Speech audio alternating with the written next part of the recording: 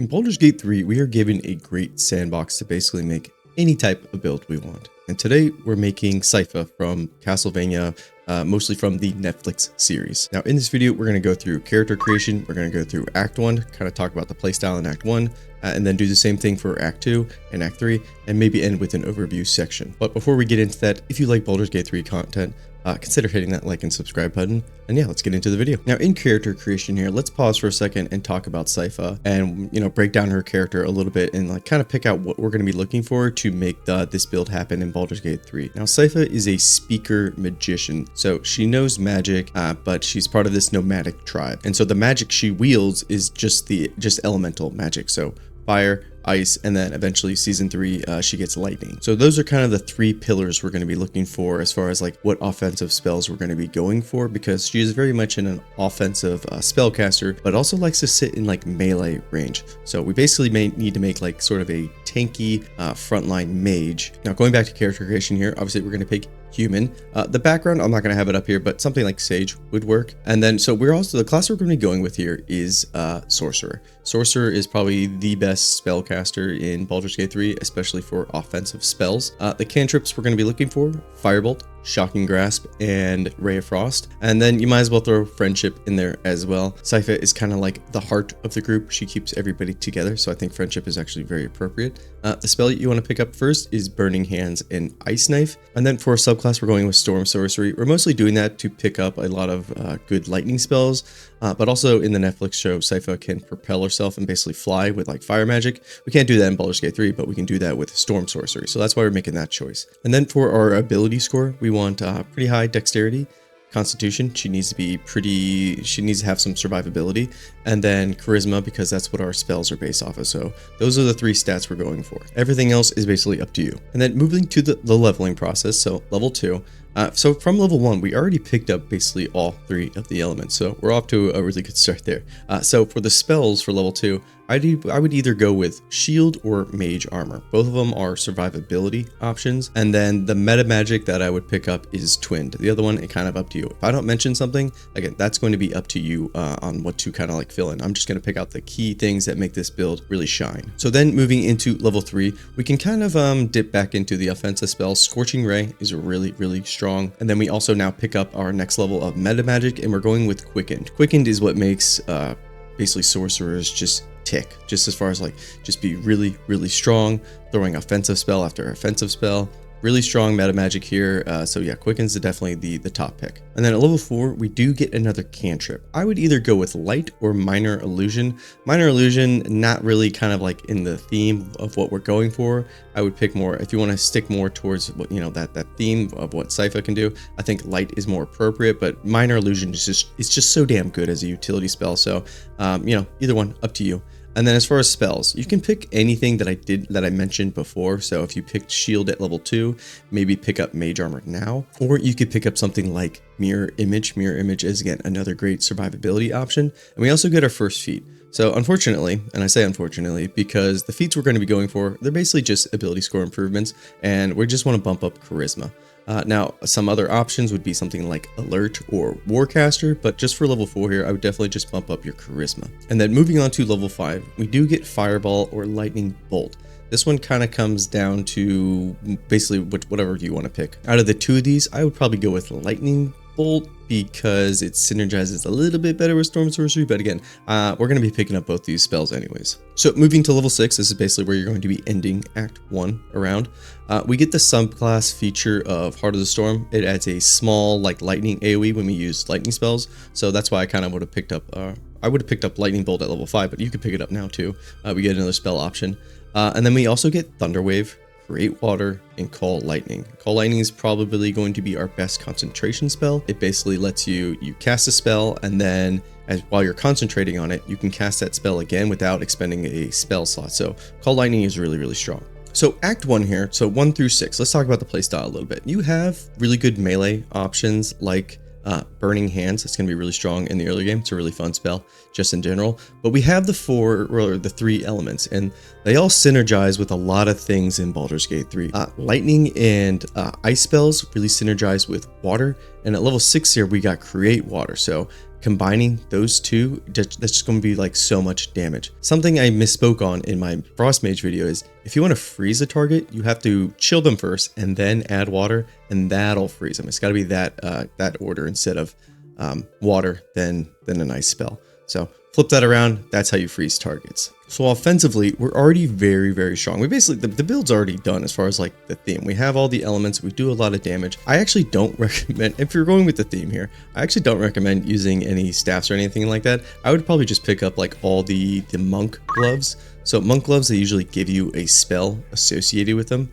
And that's just basically a good way to basically have a spell that doesn't cost a spell slot. So I'd be just using those sorts of like gloves that you pick up along the way. It's just, yeah, Sypha, she really doesn't use a weapon. It's very much just like the hand stuff. So that's why I'm not really going to be talking about staves in this. But if you want to use a staff, obviously you can. And then for survivability, I would be putting as much, I'd be giving this character basically all the survivability options. There's a nice ring that's in the Druid's Grove for helping out Mole.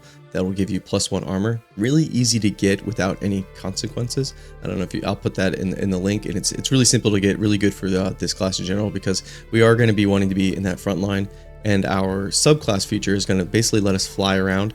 Now, when you're using the subclass feature to fly around as a bonus action, you do not provoke Opportunity Strike. Despite when you are casting the ability, it'll show that the enemies will hit you, but they actually won't. That's a bug.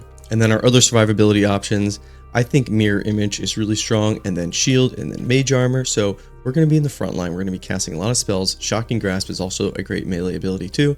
And then later on at level 6, we're really strong with Lightning Bolt and Fireballs as well. And now we'll move on to Act 2, which is going to be like level 7, 8, 9, and 10. Level 1 and like Act 1 is usually like the longest part of the discussion in the guide, because there's a lot of like important choices, or there's just a lot of choices in the early game. And everything else should be just like smooth sailing. So let's go on and move it to Act 2. So at level 7, we get another spell choice here. I would pick up Ice Storm. This is a great AoE ability overall. Another choice would be Counterspell. Counterspell is actually, I think, fits pretty well thematically with this build. So those are the choices I'd make at level 7. Level 8, I would just pick up a spell from level 7 that you didn't pick up. And then we get another feat. I would either go with the ability score improvement for Charisma, add more Charisma, so it would be at 20 Charisma now. Or I would just go with Alert to really just make sure we are at the top of the turn order.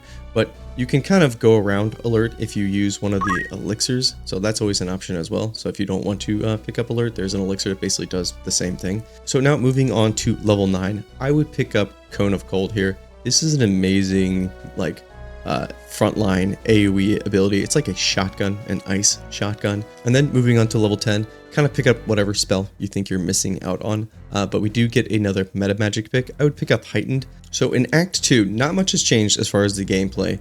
We just picked up some really strong AoE abilities. We got Cone of Cold, which is a great like conal shot right in front of you for melee range. And then Ice Storm is a fantastic range option for an AoE. And just like Act 1, I will list out the equipment that I kind of recommend for Act 2 that are going to help buff up something like Arc Cantrips, so they do a little bit more damage. And obviously these robes that she's wearing right now, really handy. But yeah, we can move on to Act 3. So in Act 3, level 11 here, we get the subclass feature Storm's Fury. So you basically get to counter with lightning damage. That's really handy. As far as spell picks here, go with Chain Lightning. Chain Lightning is a really fun lightning ability. So we have great lightning, and we have great ice, I would say, AoE abilities, like big AoE. Fire-wise, we just have Fireball, but just having Fireball is not really a bad thing. Fireball is really strong as well. And then level 12, just to round out the build, pick again whatever you think you need in the kit. At this point in the build, we're already complete. We're already good to go. And then we do get our last feat. If you feel like you're struggling with concentrations, Warcaster is not a bad choice here. But again, Alert if you didn't have it before. If maybe you want to change up using elixirs to maybe something like Bloodlust, not a bad option there as well. But basically that's the kit. So let's kind of like talk about the build overall. There are some additional items that you could pick up in Act 3 that again are going to make this build even stronger. But if you don't have everything that I list, not a big deal. This is already a very strong class just because of the spells that we already have. So even if a enemy is, say, resistant or immune to one of the elements, we have two other ones that have basically, we have an entire arsenal of the other elemental types to fit almost every situation. Now overall, Sypha is a very strong spellcaster, probably one of the strongest characters in Castlevania, and we basically have basically a pick for every elemental type here. And so really the key to playing Sypha and basically this build is just to use the correct element depending on the situation, and you're going to be really, really strong. Add in some of the items that I list below and you're going to have great survivability on top of doing really good damage. This is basically a complete character. And again, I'm not going to list any staffs because you really don't need them, and again, that's not really part of the theme that if that we're going for with this build. So that's the build overall. I think I have one more Castlevania character I'd like to do, and that's Richter. I did like binge watch season 2 of Nocturne, and it is a lot better than season 1, put it that way. And Richter is probably the strongest character in the series. He goes absolutely like apeshit. Now I don't think we can replicate that 1-to-1 in Baldur's Gate 3, but I think we can get pretty close overall. But making Sypha here, yeah, it kind of completes the main cast, the trio there of Alucard, Trevor, and now Sypha. And Sypha's probably she's out of the 3 of them, I think she's probably the strongest. So it's kind of fun now to have all 3 of them and basically create one of them as an origin character and then pick up the other 2 as hirelings and basically just do a run through with the 3 of them. That's a fun playthrough to do.